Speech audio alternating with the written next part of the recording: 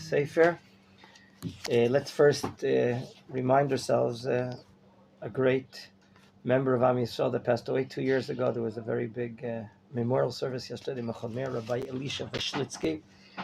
We would like to dedicate our learning in his memory to the elevation of his soul. He, from Merkaz Arav, a student, of course, of Rav Tzida Cook, died at a young age, but he, all his life, he troubled himself on behalf of the nation for Torah in Eretz Yisrael. He would have a driver, literally a cab driver, and he'd go all over the country, day and night, every week, every year.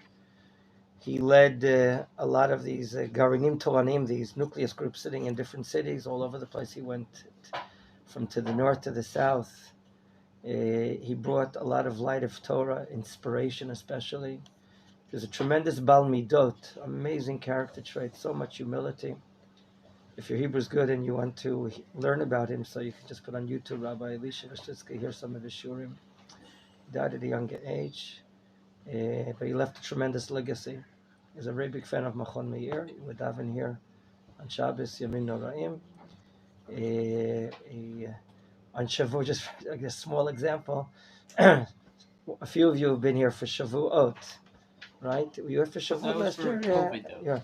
Right? So we, like a widespread custom, is a minhag to learn all night long on the night of Shavuot. And then we pray at the Nates Minyan, the sunrise minyan, with the coming out of the Nates Chama. Okay? Thank you. Is it parva? I think so. You don't laugh at my joke. It was funny. Okay, thank you. After learning all night, we go to the early minyan. It's a long minyan because the prayer service on Shavuot includes this prelude in Aramaic of the angels praising God in the Torah. It's called the Akdamot. The Sephardim don't do that. The Ashkenazim do it. And then we have the Yizkor service for the beloved. And it's a long davening. And then we have this great kiddush. Don't publicize the best kiddush in town. You know, the best cheesecakes and yogurts and chocolate milks and ice. And I didn't know this is public. In any event, then we have a great kiddush. And then what do you do after being up all night? Study Torah. You daven. No, after you were up all night studying and praying. Keep studying. Are your feet on the ground? You go to sleep. Everyone goes to sleep for 4 or 5 or 6 hours. And he, Rabbi Elisha, would have a shiur for the heavyweights that can still learn Torah after being awake most of yesterday all night. And, you're tired. You can test. We also have the minhag of reading the Megillat Ruth. The Ashkenazim have the custom of reading the Book of Ruth. The Sephardim don't do that. And have you seen that before, Thomas? Megillat Ruth, Ashkenazi minyan. And then you can see how people are tired. Why? Because when you're not doing anything, you're passive. That's when you fall asleep. So I always fall asleep in Megillat Ruth. Not that I'm proud of it, but you're honest about it. I'm honest. Are you suggesting about this? I'm honest, but that's using your Gemara head. Okay, in any event, we want to dedicate our learning to Sefer Yehoshua. My dear friends, bring me my black bag inside next to my, it's by the wall. The land of Israel has been apportioned to 9 tribes, or 9.5 tribes. The apportioning of the cities of the Leviim and the cities of refuge, Arei Miklat, that was the subject we learned about in our last shiur, last parak. It seems that everything is done. Everything is done. The land has been completely delegated to all the different tribes. There's only one entity that's missing. And that entity is an unusual matter. The tribes of, as I'm reading the first pasuk of chapter 22, Az Yikra Yehoshua LaRuveini VeLaGadi VeLachatzi Matei Menachem. 2.5 tribes have not been dealt with. Thank you so much, sir. Thank you. 2.5 tribes. And that is going to be the subject of what we're learning here today. Excuse me. Who remembers what is the role or the function of these 2.5 tribes? What is it? Where do we start from? How did we read about the 2.5 tribes in the book of Bamidbar? I'm pretty sure it's that they sent Reuben and then. No. God influenced Reuben to own the land on the Jordan side, on the eastern side, and they were more into physical needs of animals, plants, and property, and not considering the wife and children. And Moshe teaches them that it's very important. And for that reason, they know that they're gonna be behind the Torah learning. So he asked half of Menachem. Where did you learn that from? From Rabbi Listman. And he asked half of Menachem to be with them. So, let's use the vital information that Asher gave us, Yishar Kochacha, and let's make it a little more complete. Do you or not remember that most of the book of Bamidbar is in the 39th and 40th year of the Jewish people live in their desert travel, in their desert galut? And as we come to the end of the 39th year, what is culminated in the last year are 2 major wars on the other side of the Jordan. We'll ask Mr. Resnick to open up the map here on the far side. Thank you, sir. 2 great wars that we read about in the Rambam and understand the Chumash. We read it a bit last week. 2 great wars that really were instigated against us. The first one, hold it. Can I get a piece of tape and paper here? No, you're just going to stand here all show. Okay. The first one, this area on the east side of the Jordan River, once was owned by Ammon, who, a nation was derived from Ammon and Moab, became nations from who? From Lot, the nephew of Avram Avinu. When we were traveling here and going here, so we wanted to go through them, but they came and attacked us. Sichon, the king of Amori. As a result of that war, we basically conquered. Where's Hebron? Here's Hebron. Thank you.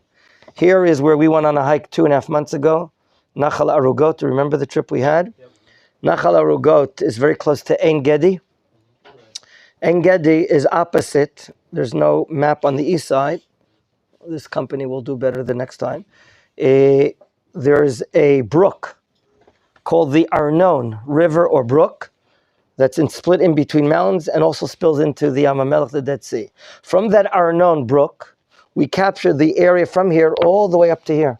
Hundreds and hundreds of square kilometers, because Sichon, the king of Amori, who's a Canaanite entity, came out and attacked us. And what are we commanded to do regarding Canaanites? Not marry them.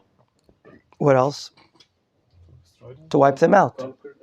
With the help of God, we wiped out this entity, Sichon, who was imperialistic or colonial and already capitalized on whatever opportunity, and they took over the area of Ammon.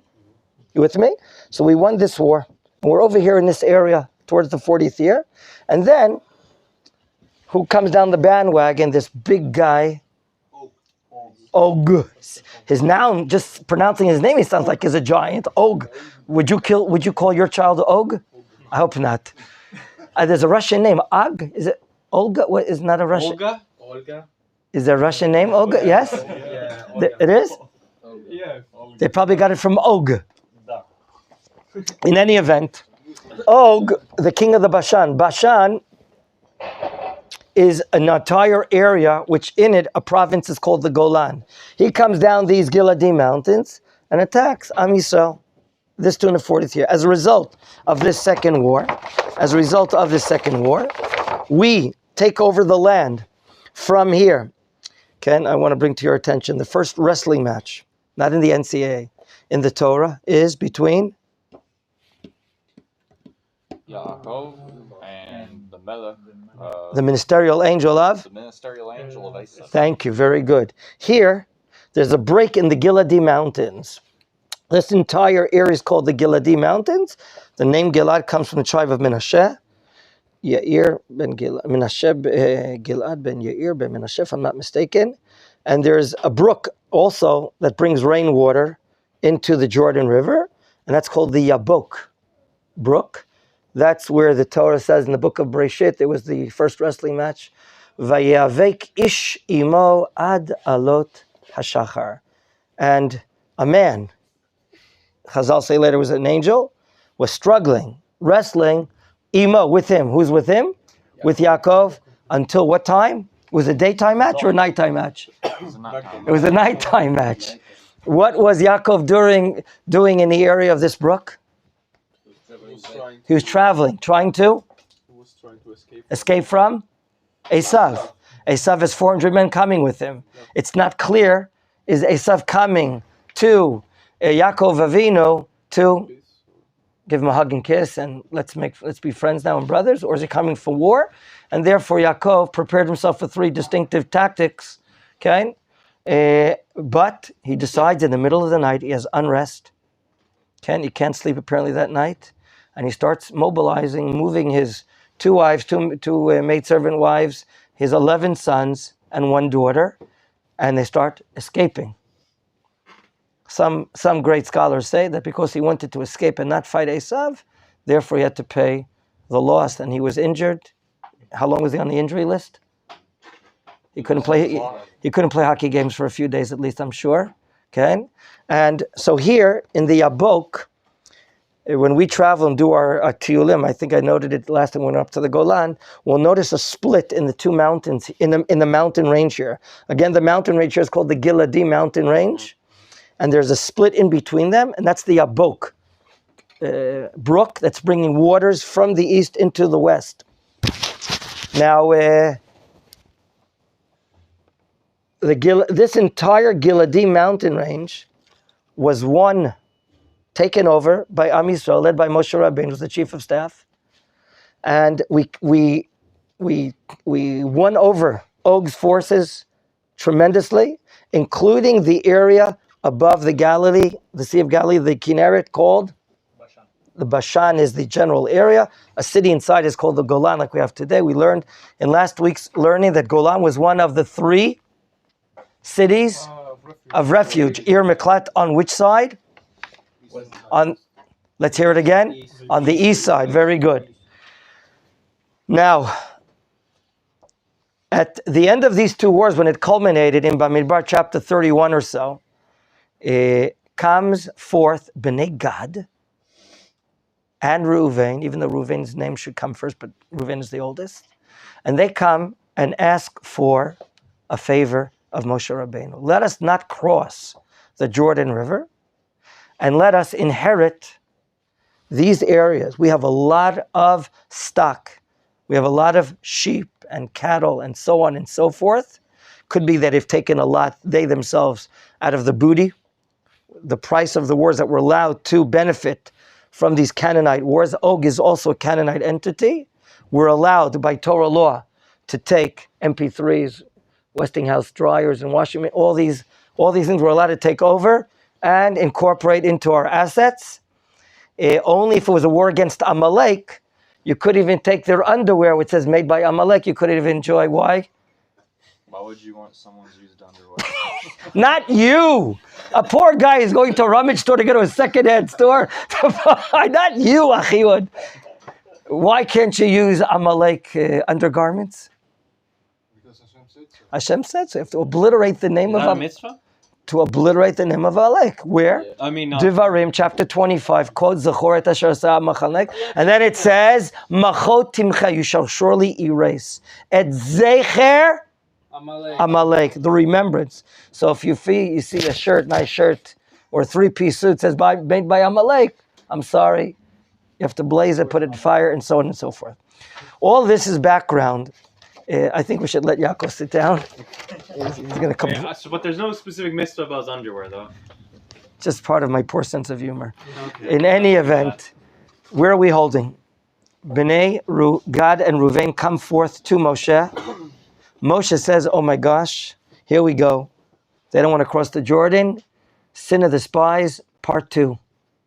That's what he's afraid of. That's how he interpreted it. They claim that no, we were willing to cross, but we want to inherit Eastern Eretz Yisrael. Now, between all of us that have been learning Torah, we know that Eastern Eretz Yisrael, namely east of the Jordan River, is or is not as holy as the west side. It's not holy. The west side is considered the selective land, the most holy land, and therefore the east side of the Jordan River is less holy. Needless to say, or nevertheless, this is what they want. And that's how we came up to there in Bamidbar chapter 31 to an agreement, a stipulation. That's called in the language of the Gemara, Tanai Moshe, the condition of Moshe, with Bnei Gad uvnei Reuven. As you note, like Asher said, Menashe's name is not even mentioned in this agreement. What is the agreement? And, well, let's reread what we learned in Bamidbar. At 31, what's said here? Let's start reading and remember what's here. Vayomer Aleihem. Now Yehoshua, by the way, is calling to Reuven, Gad, and Hefer Menashe. Would you just please remind me, how many years are we into the land of Israel right now? Do you recall in your studies until now?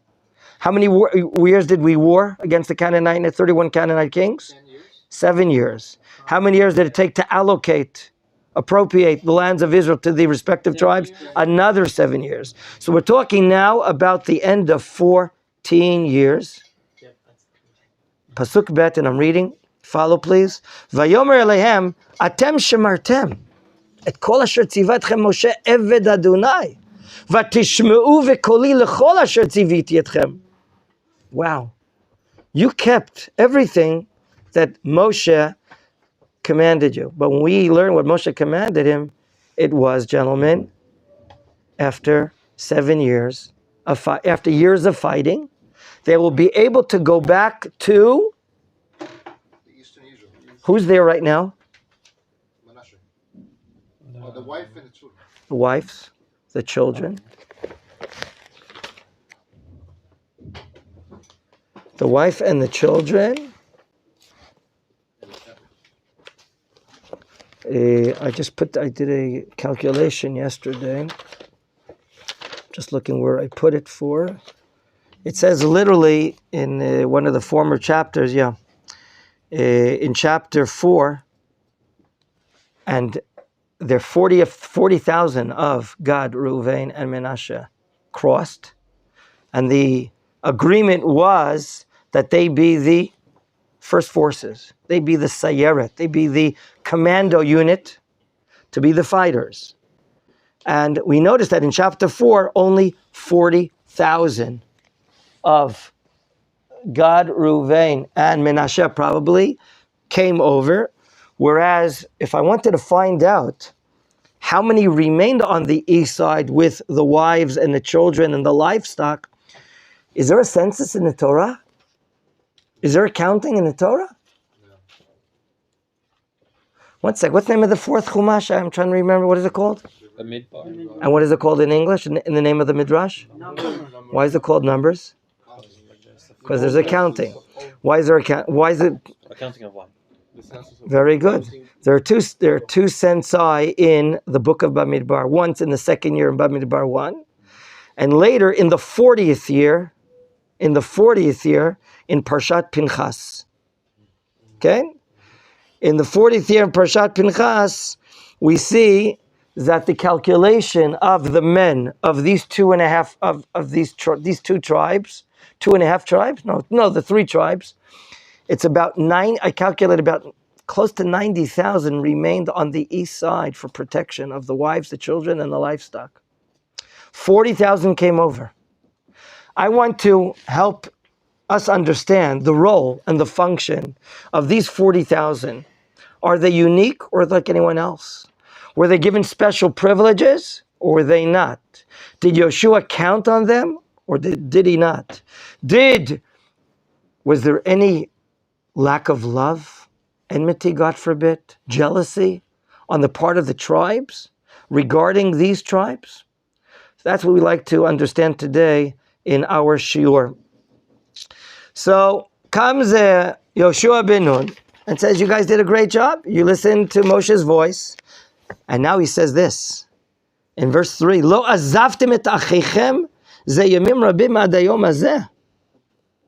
Okay? You're here in the western side of Eretz Yisrael for such a long time. Ushmartem et mishmert mitzvot Hashem Elokechem.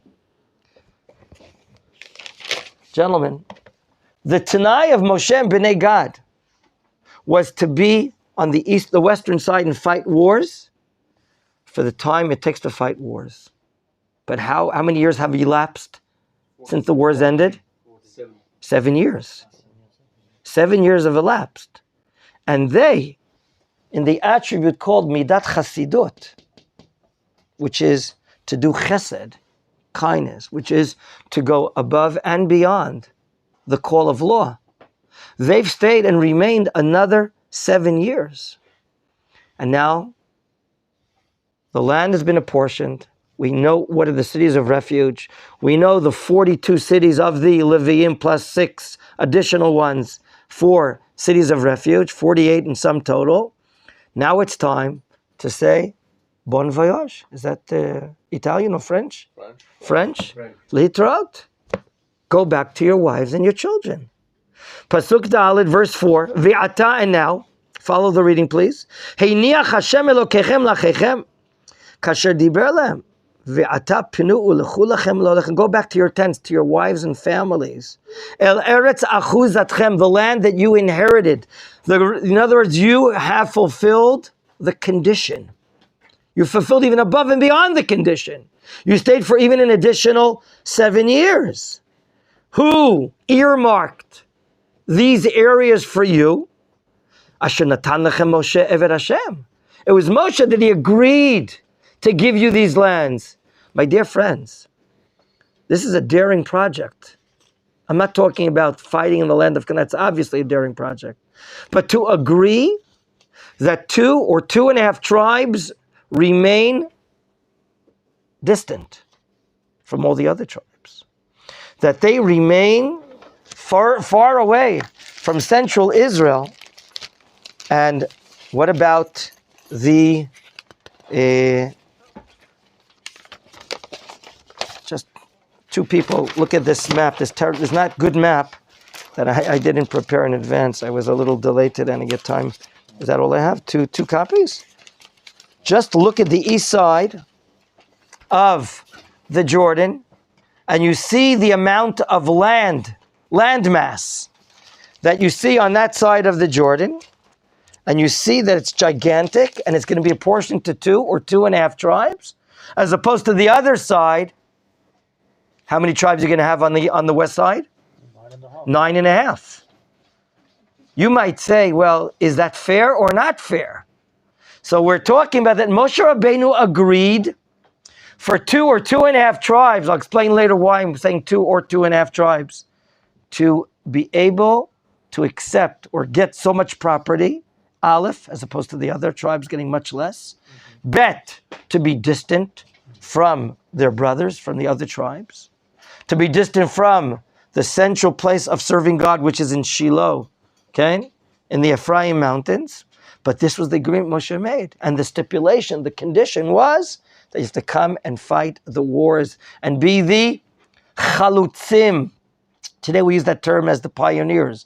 But anyone's chalutz, like the rescue unit, it's the first unit to go in. That's the chalutz, the chalutzim. And that's what it's time for you guys to go. Be'ever HaYarden.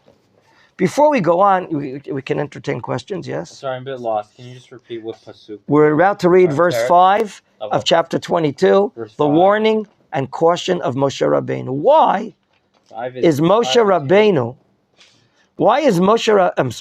Yeshua ben Nun warning and cautioning these tribes? Pasuk Rak shimru me'od. Notice the superlative, me'od. Lasot et ha-mitzvah v'et ha-Torah asher tziva etchem Moshe eved Adonai, li'ahava et Adonai Elohechem, ve'lalechet b'chol derachav, ve'lishmor mitzvotav u'ledof kabo, u'le'avdo b'chol levavchem u'v'chol nafshechem. Why is this such a detailed, cautious warning? Keeping all of be very careful to keep the Torah and the mitzvot, and work on your character building and be cleaving unto God. I think the answer is going to be obvious. The further you go away from your brothers, the further you go away from central Eretz Yisrael, where the Mishkan is in Shiloh, the threat or the danger of what? Assimilation. Of being detaching yourself to Klal Yisrael could be greater. And therefore, a very careful warning. Pasuk Vav, Vayivarchem, he blesses them, Vayivarchem Yehoshua, Vayishal lechem, Vayilchu el olam. It doesn't say Vayishlach otam. Vayishal lechem, it could be that Yehoshua himself is escorting. And we're going to ask ourselves, I know it's important to do escort, but it's enough to do 4 amot, 2 meters, but it seems he's escorting even longer. And now, without answering that question, let's go on, everyone, put your eyes in verse 7. V'lachatzi shevet ha-Menashe. Okay, we purposely call the condition or the agreement Tanai b'nei Gad uvnei Ruven without mentioning Menashe. Where did he come into the picture? Natan Moshe ba-Bashan. Moshe agreed, and of course this is 14 years ago, to allocate land in the Bashan. Remember, that's the area just above in the Kinneret, the northeastern Eretz Yisrael, on the eastern side of the Sea of Galilee. That's called the Bashan, where the Golan is. Okay? Ulechetzio, the other half, Natan Yehoshua imachehem me'evar Yidei Yama. He gave to the other half on the western side of the Jordan. Okay? Where Chomesh is, that great idealistic place, which the conflict is going on now in the state of Israel. Should these young idealistic people that are settling the land for the purpose and the benefit of the Jewish people in the state of Israel, should they be allowed to remain in this town called Chomesh? Okay, Chomesh. Okay, I was talking to one of the security guards in the Beit Din yesterday, and he told me where he lives. He lives in the northwestern Shomron. I said, well, that's exactly the region where my son, who was in the paratroopers unit, was in that area. So if you see where Shechem is, and you just go a little west of Shechem and go north, you're going to get to the area of Chomesh. This is the area of Menashe. Menashe goes to Chadera, goes down to the Jordan Valley. Menashe is north of Shechem. So the Golan Heights? No, that's one half of Menashe, and the other half is going to be there. And we ask, why did Moshe do this? So the Netziv, Rav Naftali Tzuyuda Berlin, explains in his great commentary to, we used it until now. We used it. Thank you so much for your offer. He explains the following. Menashe is known for their Torah scholarliness, amongst other things. As we see in the book of Chronicles, they were the judges of the courts of setting the months, and so too, and so forth. Moshe Rabbeinu had this worry. Will they or not, God forbid, assimilate?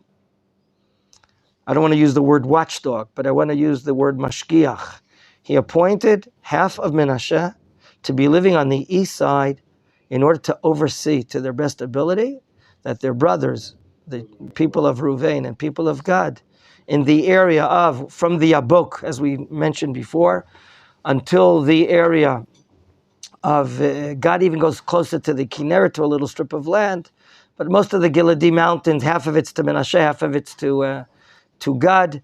Be watching over them with your Torah ability. So here, they're being set off. And here it says, the end of verse 7, V'gam ki shilcham Yehoshua lo'olem v'yarchem. He too, Yehoshua, is escorting them, and he blesses them. Vayomer aleihem, and he says to them, saying, Le'mor b'nechasim rabim, you're with a lot of resources, with a lot of wealth. Shuv eloichem, you're going back to your tents. You're going back to your wives and families. You're going to support them. You deserve this, he's basically saying. Because remember, you did not only fight 7 years, you also stayed around to make sure things are okay for another 7 years when the land of Israel is being divided, allocated to the tribes. And you're going back with mikneh rav ma'od, with a lot of livestock.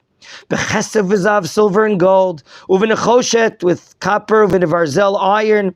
U'v'slamot, you have a lot of textiles. Remember, the Jews always like working in the clothing industry. It starts here.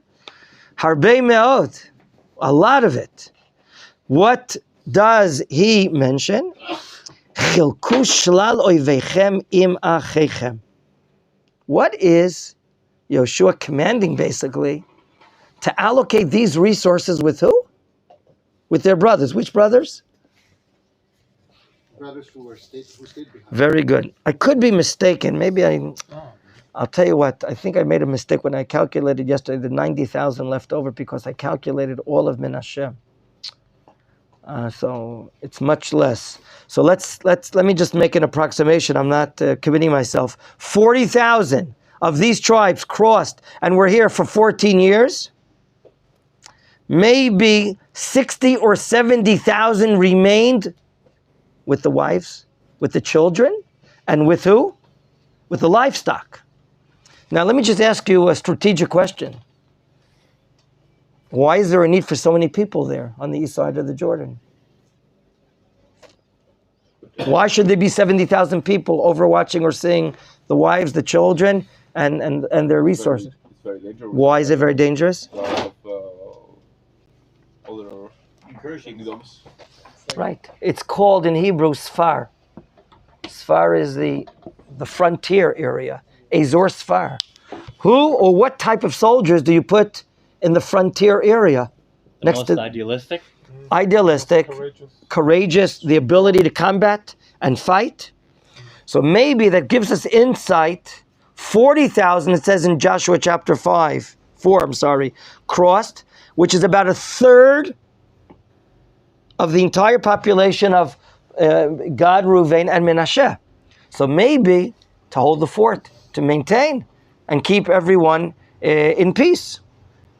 So what is now Yeshua saying? You're taking back a lot of money, a lot of livestock, a lot of silver and gold. He says, why don't you what? Divide it with? Your brothers. Is that fair or not?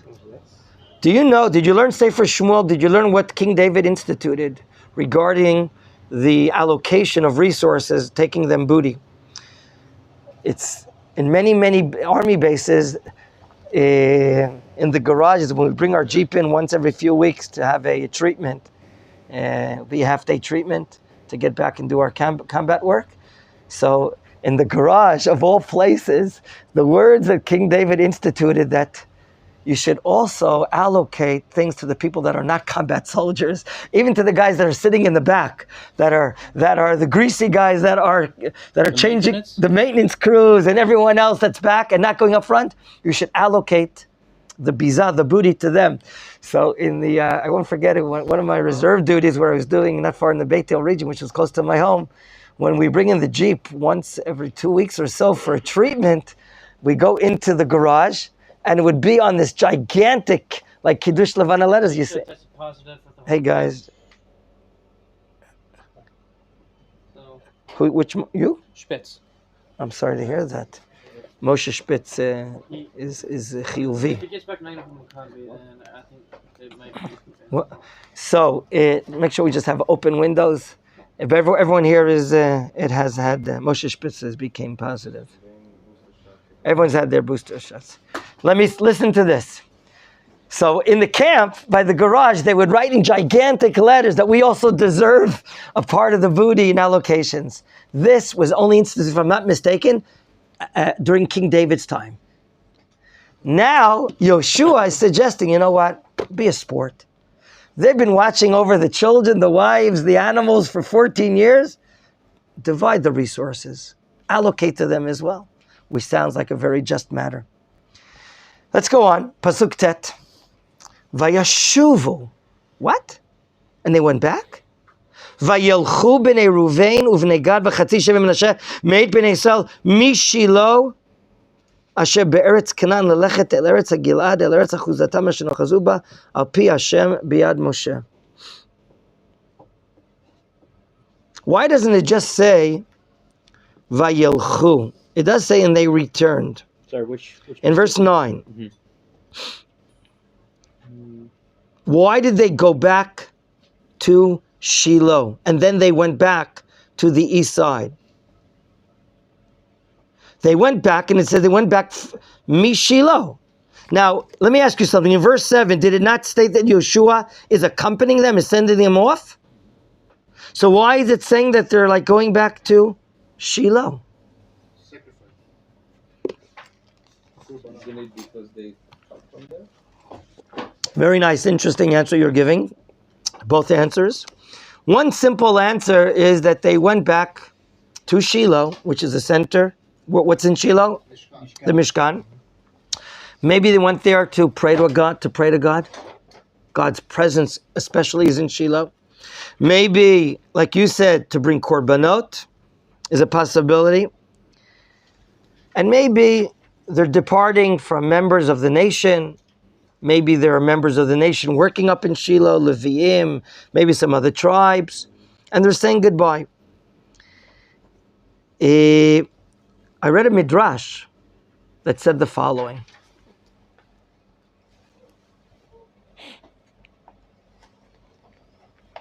Let's talk about tzava, the army. In the army today, in the state of Israel, we have sadir and we have miluim. Sadir are the enlisted soldiers that are doing their 2 or 3 years. Sadir, it's misudar. They're going to be in the army all the time for the next upcoming years. As opposed to that, we can always call on reserve units. And that's called in Hebrew, miluim.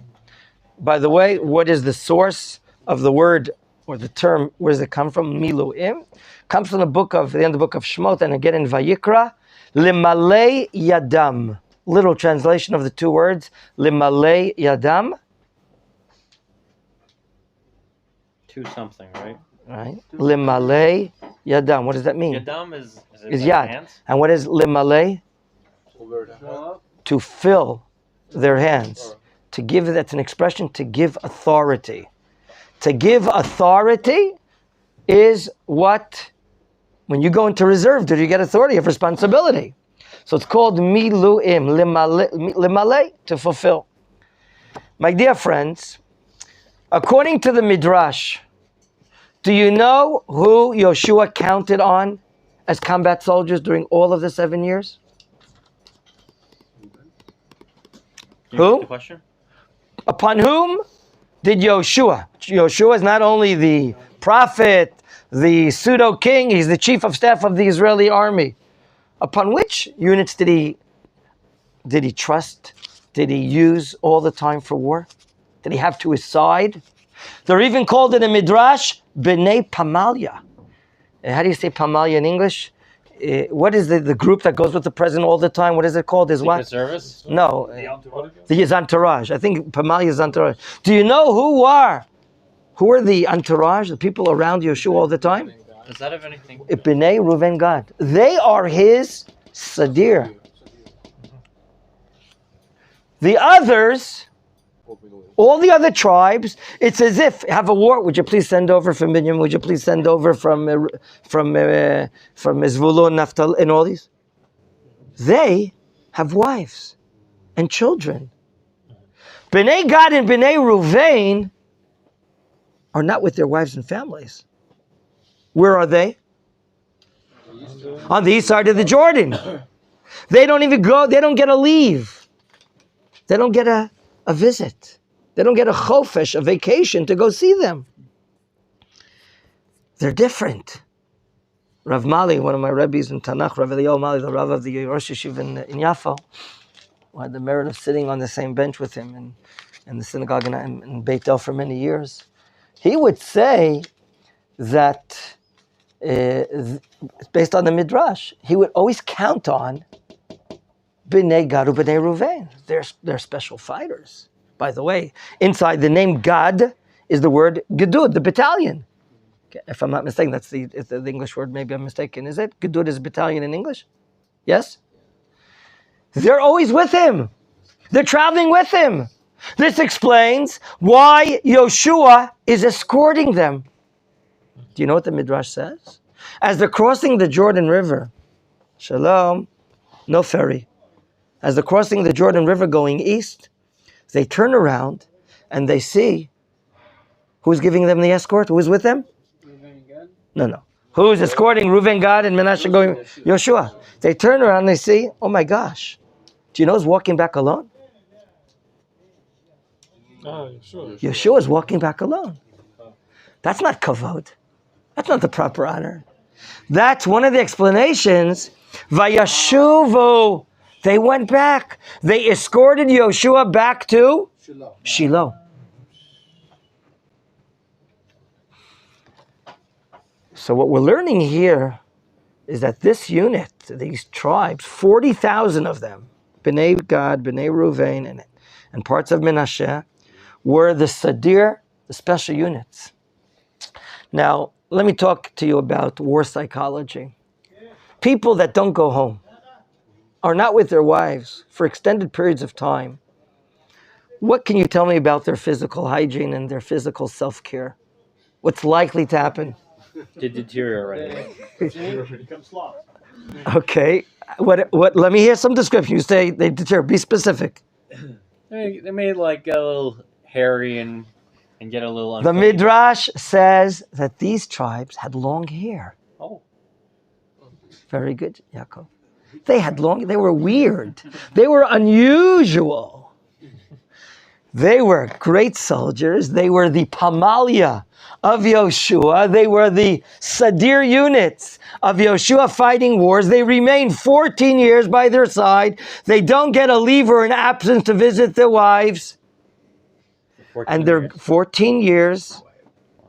The Midrash says, if he left his son at the age of 3, and now he comes back, the Midrash says, he's 17 years old, he doesn't know who his son is. They wouldn't know WhatsApp picture sent in those days. Do you understand the Mesirut Nefesh, the devotion of Reuven and Gad? Being the closest soldiers of Yehoshua ben Nun. Now, let's talk about briefly the type of life they decided. 14 years ago, they came to Moshe Rabbeinu, let us not cross the Jordan River. We want to be Ro'et Zon. We are Ro'et Zon, we are shepherds. Okay? The type of life they want to live. What have they chosen? Beit Midrash?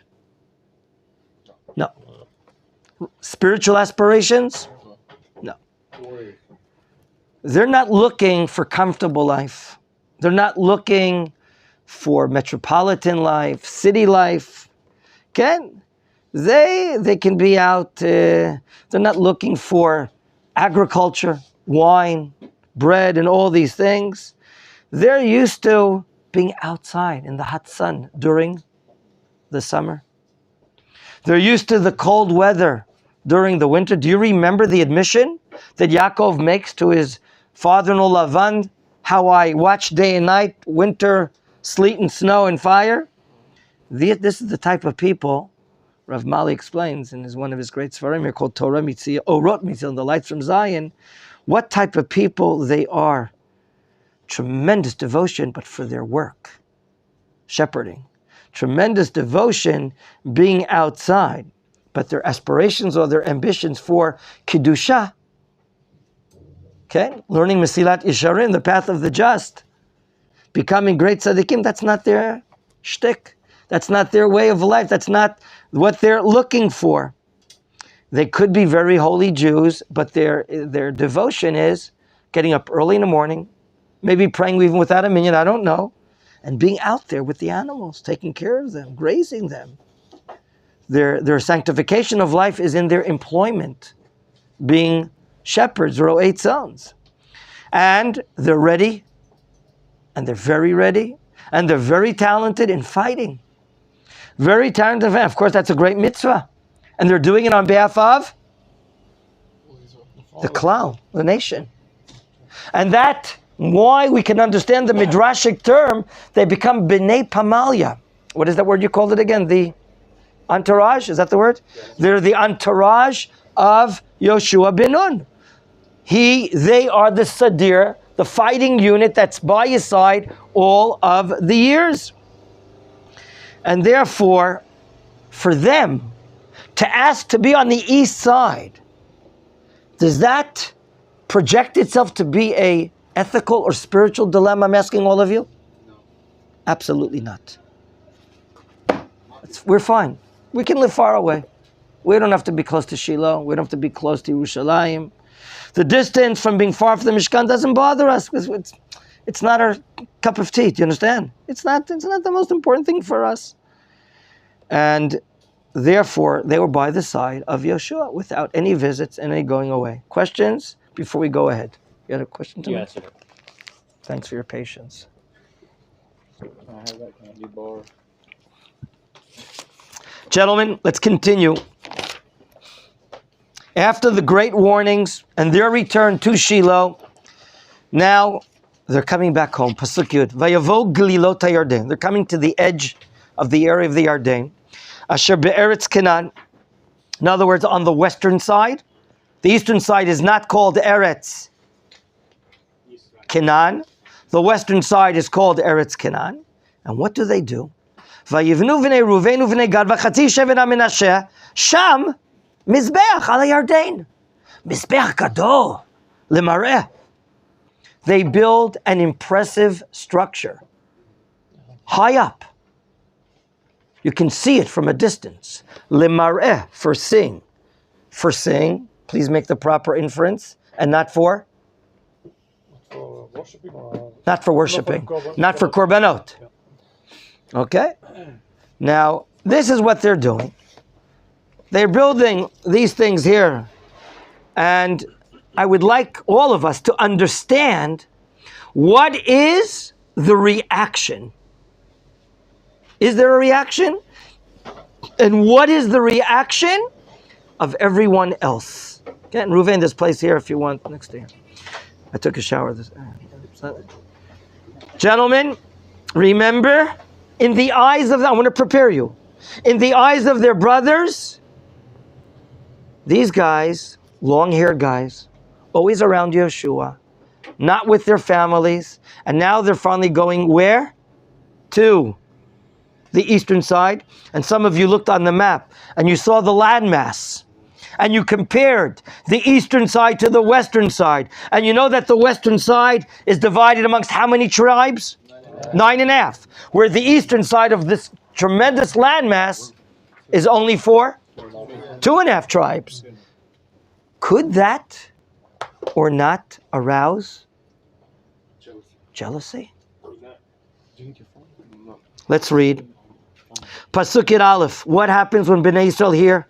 Verse 11. Vayishmu Bnei Yisrael lemor. Hinei banu. Bnei Ruvenu v'nei Gad v'chatzi shevet HaMenasheh al mizbeach emul eretz Canaan. Can you read that a little slower, please? I think the complaint is like Rav Mali explains, we told you so. Can you understand what the expression I just said? No. We told you so. It was incorrect for Moshe to allow what? 2.5 tribes to be living distant, far away from Klal Yisrael. The further you go away, like you said, Amos, 30 minutes ago, could lead to assimilation. What are they thinking about the usage of the Mizbeach? They're thinking it's for worshiping. Now, when we open up Vayikra chapter 19, and we learn the laws of Lashon Hara, we learn the laws, how should we be judgmental, and how should we be judgmental? The Torah says, and we're quoting, quote, B'tzedek tishpot amitecha. B'tzedek tishpot amitecha. Lishpot means to lishpot, to judge. Amitecha, your friend. You have to judge him positively. Give him what we call the benefit of the doubt. If there's a way to come to a conclusion that you want to prosecute him or you want to defend him, a fellow Jew, we should try first and foremost to defend. But what do you notice? Let's read the next pasuk and see this immediate reaction, which seems to be radical. Verse 12. Vayishmu b'nei Yisrael. The rumor is spreading. The understanding is spreading. Vayikalu. Kol adat b'nei Yisrael Shiloh la'alot alem letzavah. Wow. Did you read what I just read? Yes, but slower. There is a tremendous assembly of Jews from all over the country in the city of Shiloh, and what they're carrying in their bags are not latkes from Hanukkah. What they're carrying in their bags are arms. They're ready to go to civil war against their fellow Jews on the other side. Pasuk Yud Gimel. They take a deep breath, and before they go to war, they send an assignment. They send a team of experts to investigate the nature of the building of this Mizbeach on which side of the Jordan River did we say? I didn't say that. You said that. We said it was built on the west side in Eretz Canaan. We said Eretz Canaan is the western side, not east of the Jordan.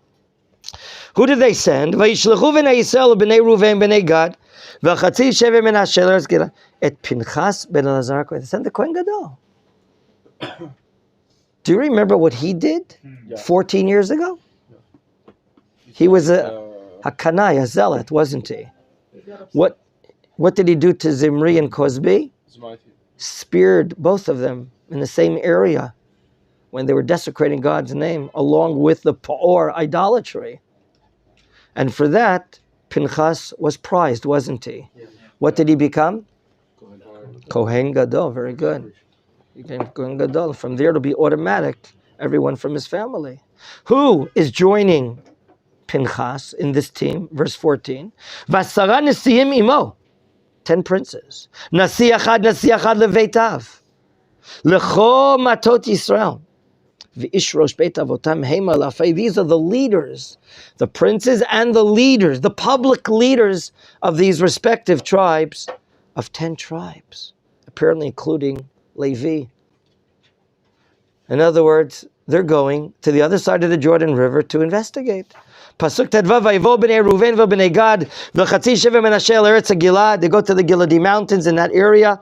Vayidabru itam. Lemor. Dibur. Dibur is not Vayomer. Vayidaber is strict talk, tough language. And they are accused, as you read in verses 16 and 17, of committing a tremendous violation, of rebelling today against God. Do you remember, is it cheap in your eyes? They ask in verse 17, the iniquity of the Pa'or. Pa'or clearly is a sin of idolatry. In other words, the assumption is that Pinchas and the 10 leaders are accusing the tribes of building an altar for the purpose of no benefit of the doubt. No benefit of the doubt. According to what we've been explaining until now, that these Reuven and Gad, they're the special unit, the army unit by the side of Yeshua all the time. And they're very special. They have tremendous attainments. They were winning the wars for the Jewish people for 7 years. Then why would they want to go? 1 second, sir. 1 second, sir. And they acted out of Chassidut by remaining another 7 years. But they look strange. They wear long hair. Personal hygiene may be not the same as others. They have not seen their wives and children. And they are the pamalia, the entourage of Yeshua all the time. To the extent that they're so appealing to Yeshua that Yeshua, what does he do? He accompanies them until the Jordan River. And there's reciprocation. When they see that Yeshua is going back home alone, or basically the Midrash says, they go back and return to Shiloh. On the one hand, we see that they have credits. They're fighting for Klal Yisrael. They acted out of Chassidut. They didn't go back to see their wives and children for 14 years. On the other hand, they're very fine, living far, far away, being disattached. The fear here is that they built the Mizbeach for 2 reasons. Out of idolatry, and to show that they want to have their own Mizbeach. They want to be disconnected. We don't need, they're basically saying, this is a significant saying, we don't need the Mizbeach in the city of Shiloh. And this seems to be the interpretation, the quick judgment by the Jewish people. They're ready to go to war, civil war, which is terrible. But you can see maybe what's been cooking in their hearts is that these people have been getting special privileges. By far, they're getting the largest landmass amongst all the tribes. So it could be that maybe they wanted to do this 14 years so they can get more land, so they can get more property. People start, when you don't see things in the proper way, your mind sways you in a crooked way. Because when we're coming towards the end of this chapter and we see that they are exonerated, we find out their intention was what? There, Binwat suspected of building in order to be further away from Israel and do idolatry. But they only built it limareh. Remember the key word? They built it limareh. For what? For seeing. Maybe when they look at it, they'll remember the Mishkan in Shiloh. They didn't have intention to violate the Torah whatsoever. Now, although we don't have the time to read the balance of the chapter, I'm sorry, but it's very important that you find the time. I find the time to read it in understanding. A settlement is made. A compromise is made. When Pinchas comes back and he brings back the story, there's something that he does say, and there's something that Pinchas does not say. There's no doubt that they should not even have built the altar. There's no doubt that they should take the law into their hands and start constructing something like this, because it could lead to mistakes. It could lead to idolatry. If not now, it could lead later. And that's the wording here. Maybe you didn't sin right now, but it will lead to become a new center of spirituality, another reform movement that's going to be hooked onto the Jewish people. Isn't that what happens in the end anyways? That's going to be later on, not because of this. It's not there. That's going to be in the book of Shoftim. We're going to get to Pesel Micha, God willing. God willing, in 2-3 weeks, gentlemen, we're going to make a conclusion of Sefer Yehoshua to all of your credit. Then we'll start, God willing, Sefer Shoftim. The answer is they didn't have any intention to violate the rules. Now, Pinchas is somewhere in the middle. He himself is a zealot. You know, he can fly off the handle real quick and do whatever has to be needed, like he did when he killed the prince of Shimon with Cosbi, one of the daughters of Moab there, of the kings of the princes of Moab. He goes in a different route. He tries to make what we call shalom. Shalom is a compromise often. Okay? What's the compromise? On the one hand, from a national point of view, they want to be separate. That's one of the reasons why they built their own altar. At that, he does not hand over in his report to the tribes.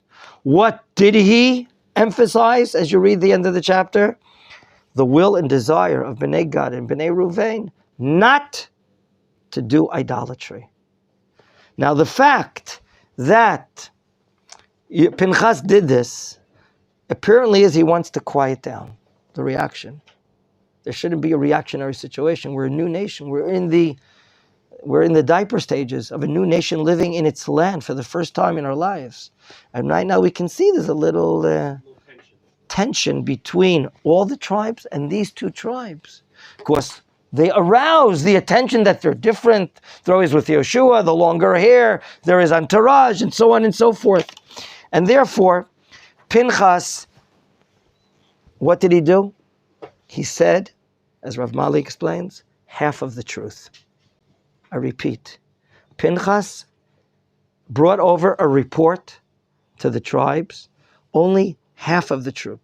Why? He didn't tell them that they want to be astute, set apart, distant, etc. Why? Because it's going to cause tension. Religiously, spiritually, they're okay. They're fine. How do we see that? In the end, even though there's a fear that they're going to be separate and apart, when we read the next Sefer Shoftim, and the book of Shmuel, and the book of Kings, we see that they did not go away from Klal Yisrael. They did not. In the long run, they didn't separate themselves from Klal Yisrael, as we learn on in the next Sfarim. They did, though, degrade and decline spiritually. Because hundreds of years from now, or 1,000 years from now rather, about 800 years from now, the first of all the tribes to exile is whom? Bnei Reuven and Bnei Gad. The tribes on the eastern side of the Jordan River, the further away from central activity, first from Shiloh and then from the Beit HaMikdash, they're the first to be assimilating, unfortunately. But there are times that you have to say half of the truth in order to make peace. In order to make peace. And that's what Pinchas did right here. And in the end, it paid off to keep the things settled down without tension, and God forbid that there be no wars between the sides. But what they did was wrong. To build a mizbeach was absolutely wrong. The reaction also of the people was wrong, that they're ready to go to war against them. What should we learn from this? We have to be very careful in our personal, in our marital, in our public lives, not to make quick conclusions in judgment. Not to make quick conclusions in judgment. We have to hear people out, especially if it's our friends, our rabbis, our judges, our wives and our children. Okay, when you're raising children, you think you know it all. You think you saw the entire fight. You don't know who hit first and who cursed someone out first. You don't know. We have to be as less judgmental as possible, and always say, I have to clarify what's going on. I don't know. Your son comes running, oh, he hit me. Abba, go back and hit him for me. You didn't just, I'm going to hit him for you. Of course you're not going to hit him back. You don't know what exactly happened. You don't know, kids fly off the handle or do this. So too adults. We have to be very careful in our lives to be as clean as possible by working on our midot and trying to get anger out of ourselves and be as calm as possible so that we can act with the intellect and have the intellect be the melech, the king, over the emotions and not the emotions over the kings. And with that, we'll build a much more peaceful nation of Israel. Amen. Ken Yehi Ratzon. Shakah.